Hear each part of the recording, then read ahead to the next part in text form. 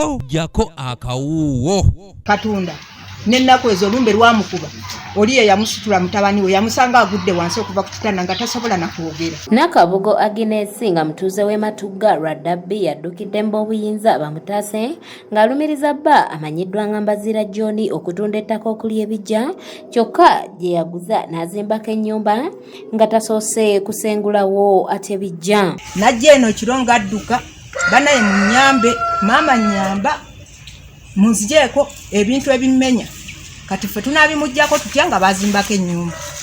Ono agamba nti ekyabba okutunda ebiggya kiviiriddeko abaana be okutandika okutabuka emitwe ng'agamba nti ne bba we twogerera alinga agudde eddalu. Bijja naye ne bimukuba n'atabuka n'adduka emisinde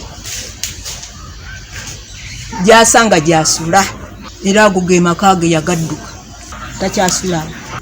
Omulala oli ayambuka era nawe ajja n'abamama nsula bubi lwakubeera ondaba nga ntambula nsula bubi ebintu binnumba ne bintuga.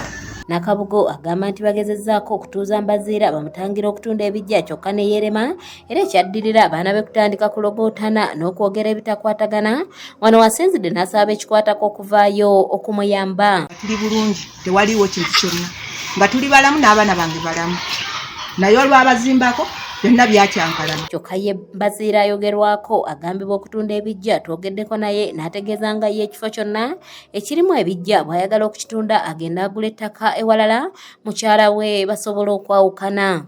Owulirako kamanguuze ku mutwe oba owulira ng'oli ekitambula mu biro. Abantu ab'enjawulo baliko bwe balambuludde ku nsonga eno na butya bayinza okumalawo ensonga y'okuzimba ku biggya. Tetugaana naye tetukiwagira muntu kuzimba kuki tetukiwagira muntu kuzimba ku biggya. Sooka weebuuze abataka kwebali abataka webali weebuuze wano okukizimba okizimba naye oluvannyuma kidda oluvannyuma nawe kiyinza okulondoola mu baana bo atisi ogenda ogulabala oba sooka okkanye n'abantu bano yeesa okugulawo ogulawo tiye ngulawo naye ebiggya tubisengula ebiggya tubijja bigenda kuddawa. Nabamugoba n'ejjambiya bayagendako eri ewa taata Kiggundu eri n'agamba abantu baabo bangoba n'ejjambiya mu nnyambe naye natebalaba muntu amugoba n'ejjambiya.